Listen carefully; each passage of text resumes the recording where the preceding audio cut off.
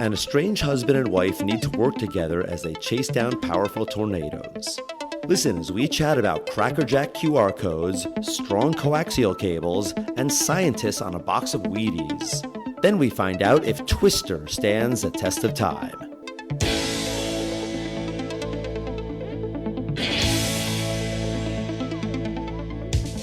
Test of time, James and Alan have their say. Do the movies you love still hold up today? James says gladiator with a glut. Alan says as a father, blah blah. It's the test of time, James and Alan have their say. Do the movies you love still hold up today? Test of time, James and Alan have their say. Do the movies you love still hold up today? Hello, everybody, and welcome to the Test of Time podcast. My name is Alan Noah, and joining me is my favorite fellow storm chaser, James Brief. Hello, Alan, and I am happy to be here. We're going to be reviewing 1996's Twister today, and we're doing that because there's a new sequel. The sequel is called Twisters. You know what they missed an opportunity with, Al? They could have called it Twister. That would be fantastic, but I give you one better than that. Twisterer. No, mine was way better. Oh. Objectively, I'm going to say that Twisters is probably better than either of ours. But also, it doesn't make any sense because in this movie, Twister, the first one, there are multiple Twisters, plural. So it's not like in this movie, there was only one, but then they're upping the stakes. Like they did for Alien and Aliens, like that made sense. The first movie, there's only one. The second movie, there's lots of them, but in Twister, there's lots of them. So it kind of doesn't really work. I hope someone got fired for that. You know, you would think someone should and probably will get fired for it, but I'll bet there's something so clever, like maybe there's also some Tropicana Twister involved here. A Tropicana Twister? What's that? You never had Tropicana Twister. It's something all my siblings can attest to. My dad used to love this stuff. We used to get it a lot in the 90s. It was Tropicana, you know, the orange juice people. They just had like a line in the 90s that was like, orange, the grapefruit juice. It's twisting the juices together.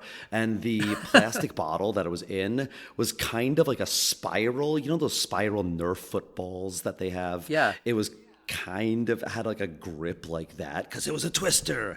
And my dad used to he liked it so much that he used to send in the Twister labels, and he had a ton of Twister t-shirts in the 90s that he would wear, like these Tropicana shirts that he would just get in the mail. That's hilarious. No, I don't remember that at all. I remember Ecto Cooler and Sunny D and other random juices. I don't remember that at all. I actually remember just mailing away for shit. I mean, that was so much fun, collecting boxes of cereal. And, you know, it was brilliant, too, because you wanted, like, that Lucky Charms watch or something. But you had to have 4 Fruit Loops or you know, whatever it was, Cocoa Krispies box labels. And then you'd send them in.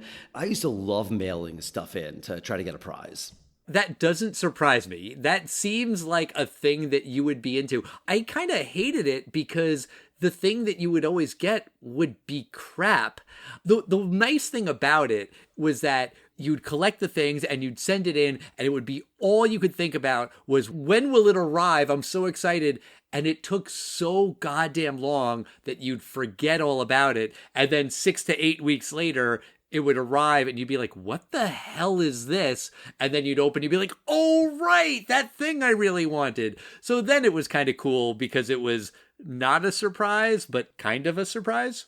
I mean, getting any package as a child is amazing. And if it's specifically a toy for you, I mean, all the more so. But from time to time, you'd get actually a high-quality toy in a cereal box. Do you remember something called the Wacky Wall Crawlers, Al? Not even a little bit. What's that? They would be these sticky octopus-like things you would get in a cereal box. You throw them at the wall, and they'd slowly fall down the wall. But since they're sticky, it would look like an octopus is slowly crawling down the wall. And this would entertain you for, minutes. But that's enough. Yeah. They get full of dirt, and then there'd be all these ways to wash them with soap. When you wash them too much, they wouldn't be sticky anymore. Right. But I think the biggest travesty in free toys has got to be Cracker Jack. Because when I was a kid, they weren't good. You'd almost you'd make fun of something like, oh, that's the kind of toy you get in a Cracker Jack box. Yeah. But it would be a crappy little tiddlywink. Now it's barely a sticker or something. And, I don't get these often. I just, once every other year at a baseball game or something, I might get a Cracker Jack. Because it is still fun. It's caramel corn and peanuts. But then you find the thing, it's oh, maybe it'll be a temporary tattoo or something. Something you can jokingly put on you or, one of your kid relatives or something. But no, the last time I had it, it was literally just a sticker. Oh, sorry, it was a picture of that cartoon character, Cracker Jack, smiling at me. Not even a sticker of it. It was just a picture of Cracker Jack, the mascot. I feel like the last time I got Cracker Jacks, it was a QR code, and then you scan it, and there's a stupid game or something that you can play. Oh my God. Yeah, it's not even a physical thing. I'm sure I was at a Mets game, and I scanned it, and I was like, what the fuck is this? Although, to be fair, playing that game probably would have been more entertaining than watching the Mets lose. But let's get into Twister. So, had you ever seen this movie before? No, I hadn't seen this film, but I always kind of wanted to see it. So, when this finally came up, I was like, all right, yeah, cool. I'm looking forward to seeing it. Just to kind of check off a box, because at some point I did want to see it. But you had never seen it either, right? No. And now that you say that, I think I remember that you had said that you hadn't seen it. Yeah, I never saw it. I don't really remember when this came out, either thinking, oh man, I want to see it, or I don't care about it. Same, I just kind of missed it. We decided to do it because of the sequel that's out. Of course, not Twisters, but this film, the original 1996 film, this is about a team of storm chasers led by Dr. Joe Harding, played by Helen Hunt, and her estranged husband Bill Paxton. The couple's on the brink of finalizing a divorce when Bill, a former storm chaser who now works as a weatherman, he's drawn back into the high stakes world of tornado tracking. Now, Joe, she's determined to deploy a revolutionary device called Dorothy, which can gather critical data from inside tornadoes to improve warning systems and save lives. As they pursue a series of increasingly dangerous storms across Oklahoma, Joe and Bill confront the raw power of nature and the raw power of love. Aww. All right, so this was a big hit when it came out in 96, right? Well, this film had a really big budget. I read about it. It went from 70 million and then ballooned up to 90 million, up to 92 million. It was the highest that I had seen. And in 1996, this is a huge budget. You're talking about $100 million film. That was big news if it was $100 million. Yeah. Love me some the late, great Bill Paxton. And Helen Hunt is a fine actress, but these are not huge, box office draw. Certainly not an action summer blockbuster, but you had Amblin Entertainment, you had Steven Spielberg behind it. I had forgotten who wrote this film. Did you pick up on who wrote the screenplay? Yeah, it was Michael Crichton and his wife, Anne-Marie Martin. Yeah, fascinating because Michael Crichton first became famous for writing a novel, which later became a movie, The Andromeda Strain. Right. I wouldn't be surprised if they marketed this film as from the brilliant mind of Steven Spielberg and the brilliant author of Jurassic Park and, every other film they were making of his. But this film opened at number one with $41 million. So that's very good for 1996. And it was in the top 10 until August.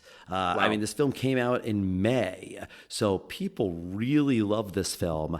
It made $241 million at the domestic box office, and it made $495 million worldwide. Wow. Where do you think it ranked in the 1996 box office? I don't know, 3? 2. It was the okay. second biggest worldwide and domestic. What was the number one box office of 1996? Oh, Independence Day. That's right. All right. So this was a big hit. It's kind of almost weird then that it took so damn long for them to make a sequel, but Lego sequels are just the thing that they do now. So whatever. The draw of this movie, I'm guessing in 1996 was the special effects, because this is only a couple years after another Michael Crichton movie, Jurassic Park, hit theaters. CGI is exploding.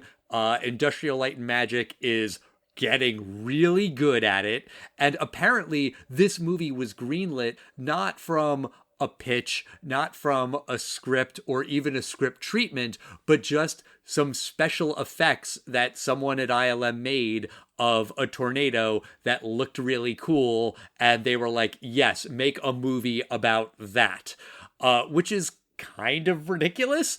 And I would argue is apparent in the finished movie, because there is a very, very, very heavy emphasis on, whoa, holy shit, cool, look at these visuals. I have to say that I don't think necessarily that the main draw was the special effects. It is, but I think it's the special effects because the main draw, and what I find personally the main draw to me when I was kind of interested in watching this film, was the Twister. Because that's a fascinating, I'm going to call it a character, because the Twister is almost a character in this film. Is it though? I don't mean a character as in it has a soul and a plot, but it's not the antagonist, but it's the MacGuffin, if you will. It's the thing that they're chasing, and I don't know anything about them. The only experience I have with them in movies is The Wizard of Oz, which, does not take any attempt to try to explain what a twister is, a tornado is, any semblance of reality. And sure. I mean, the raw power of a twister is unbelievable.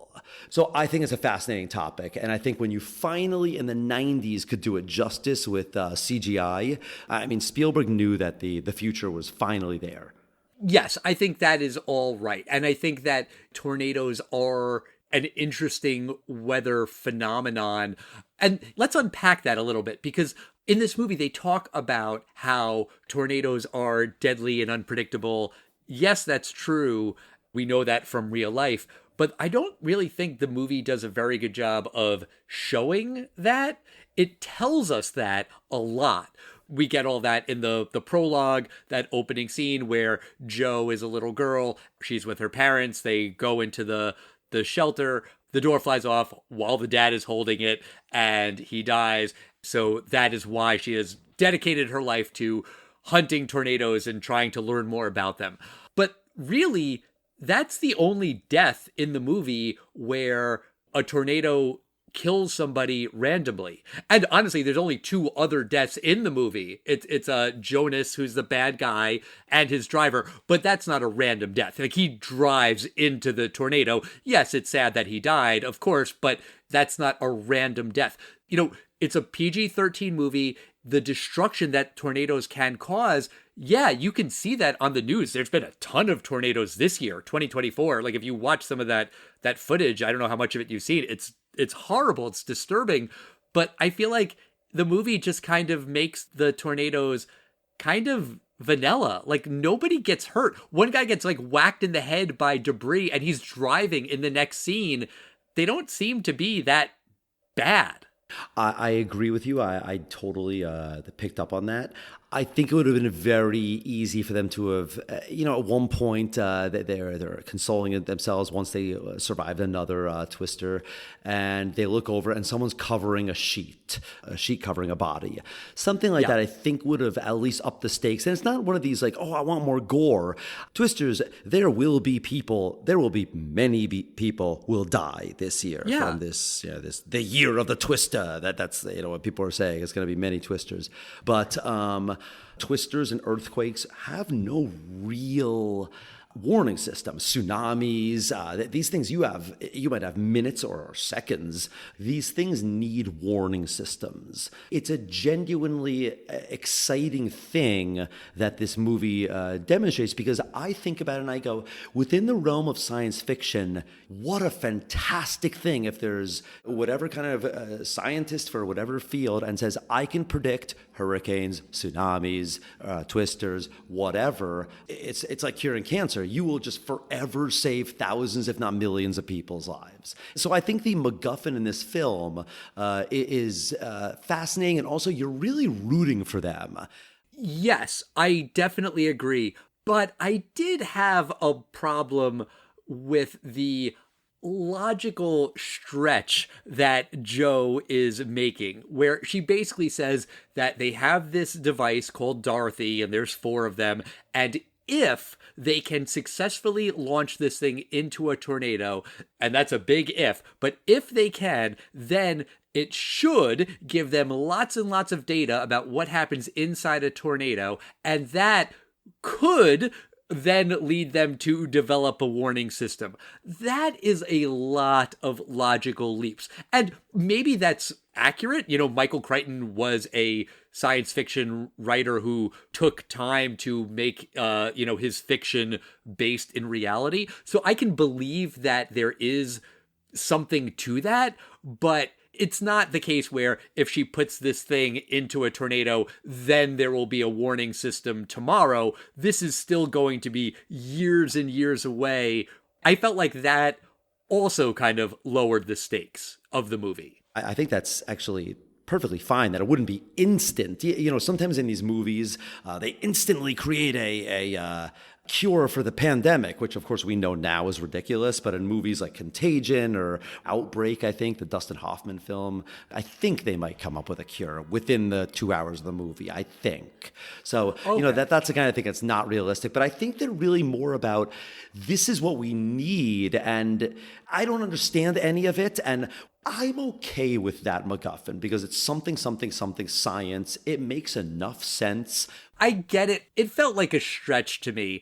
And along those lines, Jonas, the, bad guy of the movie, played by Cary Elwes, we are told that he is the villain because he, unlike Jo and her team of ragtag storm chasers, they're in it because they care about the science. But Jonas, he's just in it for the corporate sponsorships. He's all about the money. Boo, we hate him. And I'm like, I'm sorry, what corporate fucking sponsorships is he getting by studying tornadoes? He's not going to be on a box of Wheaties. Like, what the fuck does that mean? I agree with you that, I don't understand exactly why he's the bad guy. The only problem I have, actually, is the way you introduce that actor. How'd you say his name? Cary Elwes. That's how you pronounce it. No, it's pronounced the always delightful or always magnificent Cary Elwes. Oh, okay. I thought you were going to say it's Ilwis or something. No. Like you say, and the antagonist is played by the always delightful Cary Elwes. Do you see how that's better? Sure. I guess my point is that the movie is very clearly saying, this guy bad. You hate him. Grrr. And like, come on. And in the world of science, there are scientists who work for big corporations and maybe they get more money in private industry than you do in the government sector if you're working in academia. And yeah, there's probably some friction there, but I don't really think it's going to be like the most bitter rivalry. I did like at the end when they do think for a second that Jonas is going to be able to get his device up and, Jo and Bill aren't going to, and they suck it up and they say, okay, look, here's what you need to do. We want you to do it because that's for the greater good. I like that. I thought that was the right moment. And then Jonas is an arrogant prick and he gets himself killed and you don't feel too terribly bad for him. Although, kind of along those lines, I didn't really understand why his device didn't work and their device does. We're skipping to the end. But ultimately, his device is strapped to the back of his truck. The truck goes into the twister with him in it and he dies. in the end, Joe and Bill's device is strapped to the back of their truck. They jump out, so they're alive. There's some modification where they put an anchor on it or fins or something. I didn't really get what they did to make it work. Also, Jonas has the cheesiest line ever where he says to one of his people, one of his team members, "If I want your opinion, I'll give it to you." I feel like my dad used to say that. That is a very corny thing that I have not heard anyone say probably in decades. Do you remember hearing that, like back in the 90s? If I want your opinion, I'll give it to you. I'm sure I did. I didn't know it was like a 90s thing. It's not like talk to the hand. Sure, I don't think it achieved that level of infamy, but I feel like it was a thing I heard more then than I hear now. And so, I don't know, it just registered in my brain for whatever reason. You know, one thing about this movie that you have to talk about is that holy shit, the talent that you have in this cast. I mean, we've already talked about the late, great Bill Paxton and Helen Hunt would wind up winning. She's won an Oscar and an Emmy, I think. If you say so, sure. Which I think she was nominated for As Good as It Gets, at least. Okay. But then you have Philip Seymour Hoffman. He pops up in this film. Yeah. The director of this film, Jean de Bont, he's done some fantastic films. He's done some clunkers. Do you know what film we reviewed of his? Yeah, I mean, he did Speed, and he did Speed 2, and then Twister, and maybe just like a couple other movies. His IMDb page is a lot longer when you look at his work as a cinematographer. He was a director of photography for a long time. I think he only directed like 5 or 6 movies or something. Yes, but it's very interesting the things that he weaved in and out of. Like, he was actually going to be the director of Godzilla, and then he went out of that to do Twister. It's a very interesting career that he's had, because he's really been involved with some really great films. He's done cinematography on Lethal Weapon films, Die Hard films, The Jewel of the Nile. We had reviewed that film. The stories of his directing style aren't great. Apparently, he pissed off a lot of people. There were a lot of fights on the set of this movie. He went way over budget. He temporarily blinded Helen Hunt and Bill Paxton because the sky was too bright, so they needed to use lights to, I guess, make the actors look brighter so that they could make the sky darker in post-production. It kind of seems counterintuitive, but apparently they shown this huge bright light in their eyes and they were like blinded for a week. You know, they got better. Actually, the stunt with the truck when they're driving in the cornfield and they open up the door and jump out, while I was watching it, I was like, how the fuck did they do that? Because I've never driven through a cornfield, but I've done a corn maze with the kids. Those stalks are thick, and the truck is driving really fast, and they just open the doors into these stalks, and I'm like, that wouldn't really work just based on, you know, physics. And apparently in real life, when they shot that scene, the door like slammed into Helen Hunt's head and she was like knocked out. Again, you know, she's fine, she lived, but very, very dangerous. And as the director, that's his responsibility. And then apparently in some interview, he said something like, "Oh, I love Helen Hunt, but she was very clumsy." And she was kind of like, "Clumsy? Remember that time you fucking blinded me for a week?" Like, that's kind of a fucked up thing to say.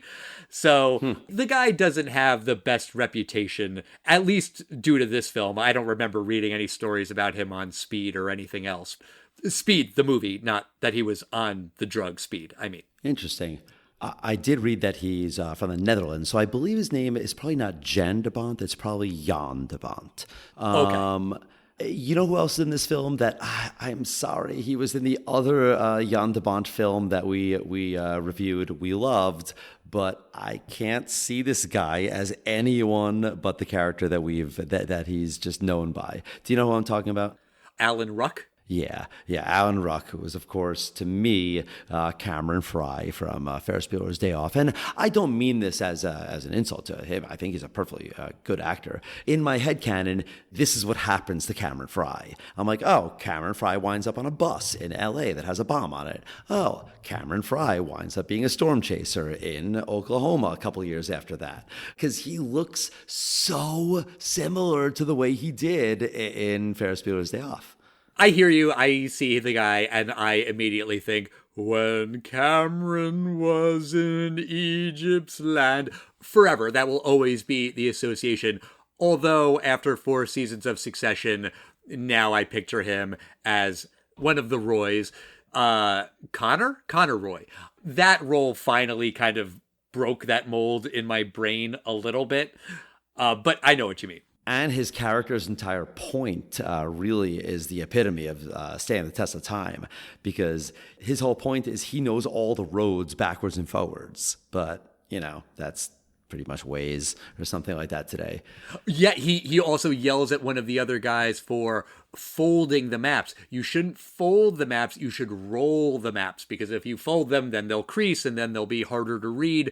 But yeah, that does not really stand the test of time. The other thing that kind of leapt out at me from a test of time perspective is when they go to Aunt Meg's house after the Twister has destroyed it, and the big CRT television is like kind of dangling from the wall, and the thing that's holding it to the wall is the coax cable, which I appreciated because a coax cable is thicker than a power cable, especially a 2-prong power cable. So I was like, oh yeah, the coax cable would hold that TV for longer.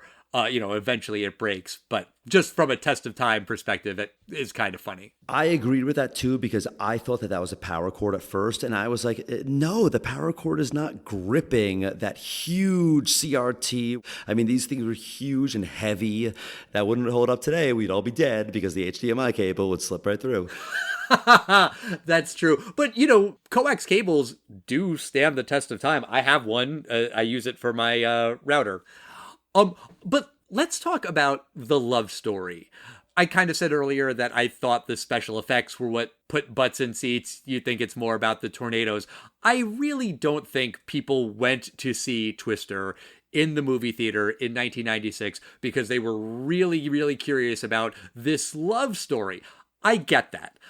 But this love story is really, really fucking stupid. Again, with the low stakes, Bill shows up with his fiance.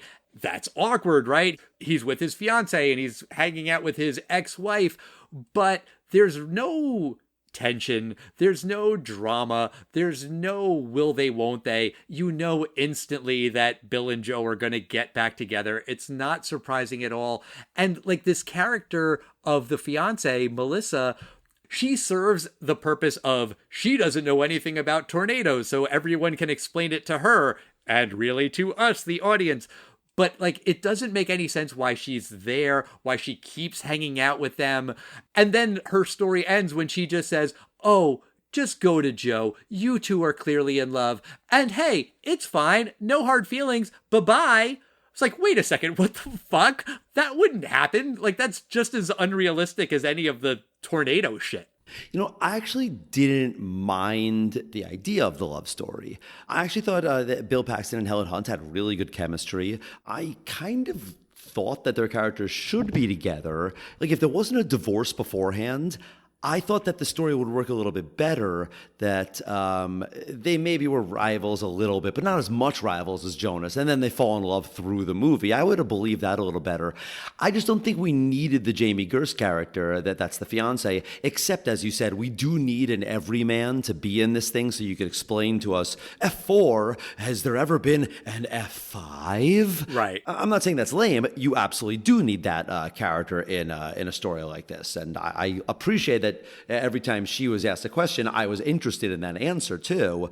I just didn't really get why she was so mad at Bill. I kind of like that they brought her in. I thought at first maybe, oh, she's kind of cool. Like, I thought that they might even go the whole way that in the end, no, he's going to stay with her. Like, he does love and appreciate Dorothy, but no, in the end, he does want to move on. I didn't think they would really do that in 1996, but or rather, if they filmed it, they would have found test audiences hated it, and they had to film them get together.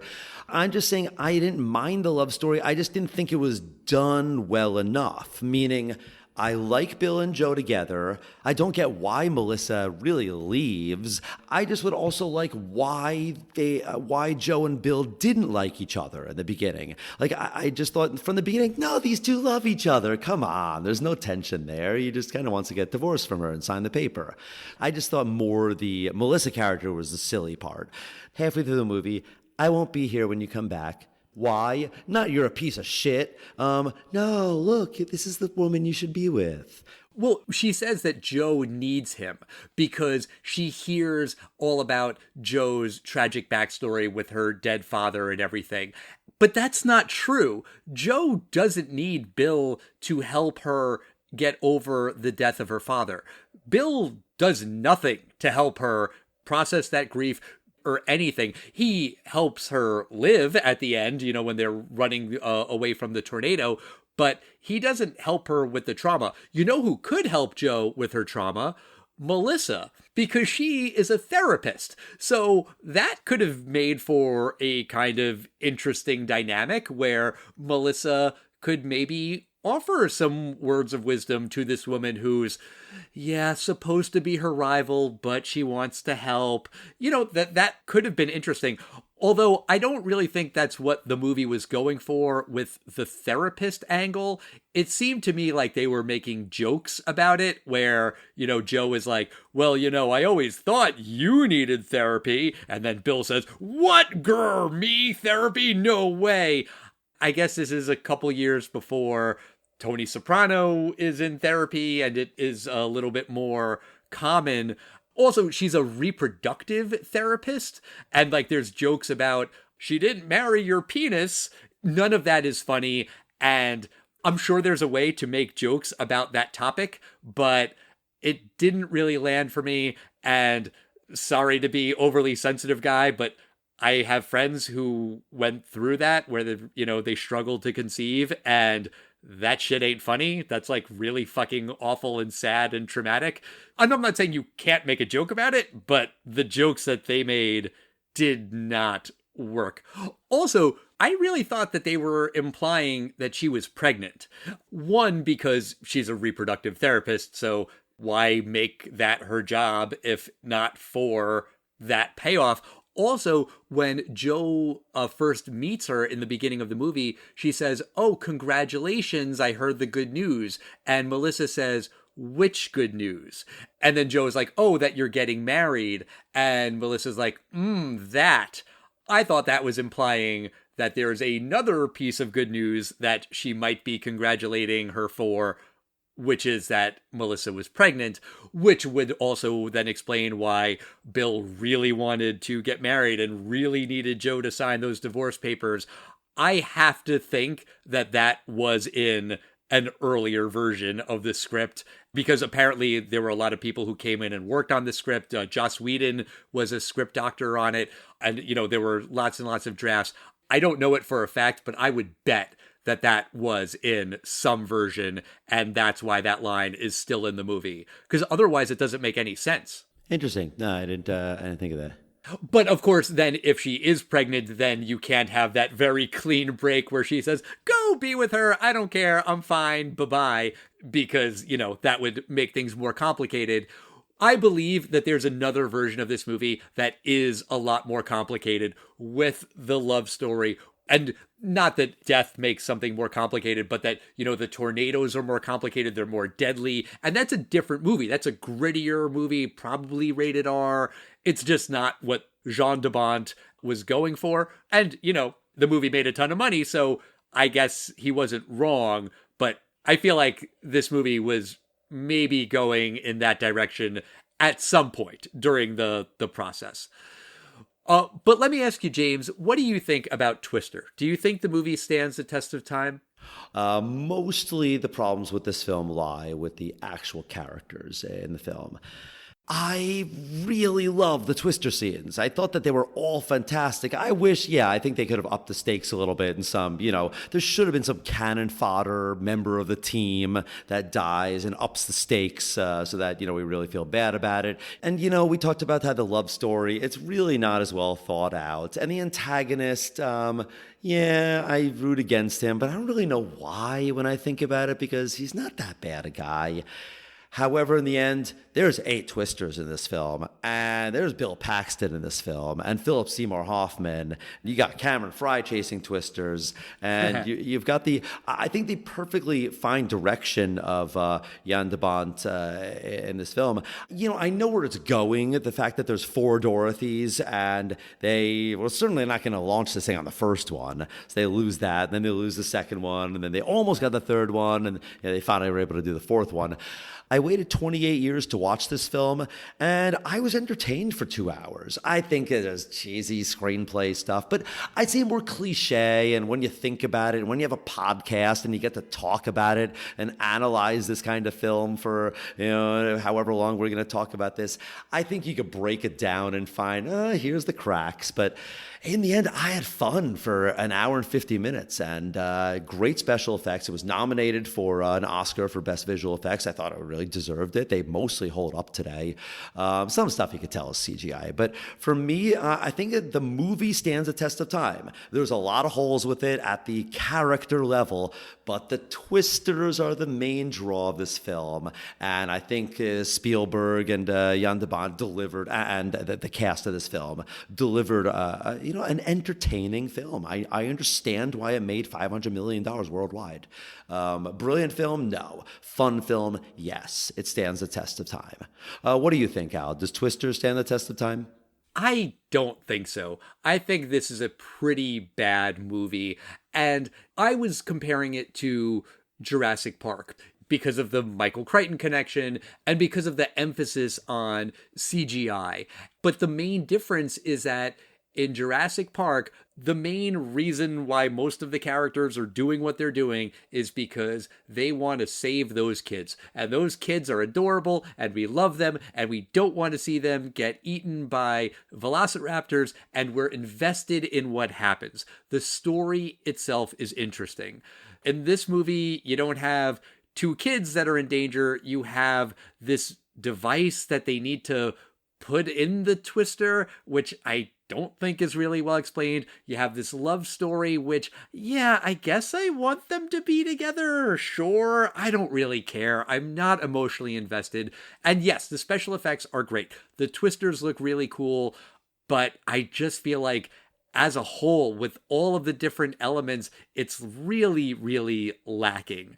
Some of the dialogue is really stupid. The one line that really leapt out at me is at the end when they're trying to run away from the tornado, which is stupid on its own. They run into a shed and there are all of these sharp things everywhere, which, okay, they can't stay in there or they'll be impaled. And Joe says, "Who are these people?" And then Bill says, "I don't think so," which is not an answer to that question.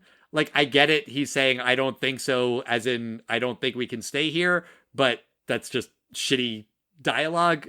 One line that I really did like is when the cow goes flying by and Joe just says, "Cow." There was something about that made me laugh because as a father, it's a thing that you have to do if you're driving and you see an animal, you just say the name of the animal, one word: horse, deer, cow. And then you keep driving. You just have to alert the kids in the car that you see an animal. I don't really know why. I also did find the end really cheesy where they just so happen to be able to run away and get away from that shed and then find this other place that has pipes that they must go 30 feet down. If we strap onto these, we'll be fine. That's pretty convenient. And also, I would be petrified to tie myself to pipes if a tornado's coming because it could work the way it does in the movie where you're secure to the pipe and you're fine, or it could fucking cut you in half. If it's like 100-something mile per hour winds and you didn't tie the knot correctly, yeah, you're just going to be ripped in two, which I think is probably more painful than just dying by getting sucked up by a tornado. I don't know, whatever. I get what you're saying, that this movie's entertaining, but I think it is just lacking in a lot of important key areas. So I'm going to say no. I do not think it stands the test of time. I think it's fair. I mean, I think in the end, it's a fun movie, maybe a poor film. So. Okay. I'm curious to find out how Twisters does at the box office. My guess is that it's not going to do great.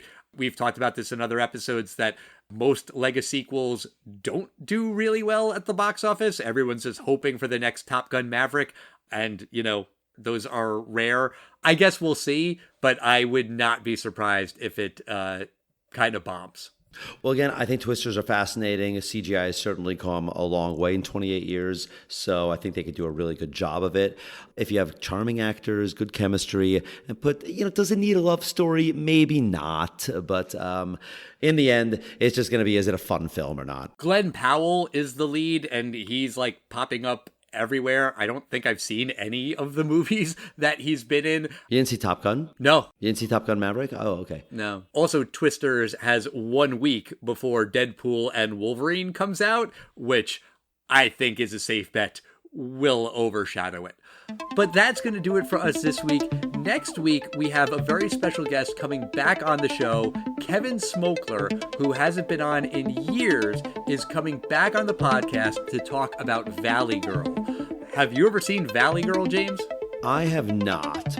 Whether you've seen Valley Girl or not, Kevin is so knowledgeable about filmmaking, and I'm really looking forward to talking to him again. His book is wonderful, Brat Pack America. I highly recommend that you tune in for next week's podcast. It's going to be a lot of fun. Yes, it definitely will be. Until then, we want to hear your thoughts on Twister, the movie, Twisters, the weather phenomenon, Twister, the game, right foot blue, left hand green. We didn't talk about that. That is not in this movie at all. But write to us. We are at Test of Time Pod on Facebook, X, Instagram, and Threads. And we'll see you next time, everybody. We will. Bye, everyone.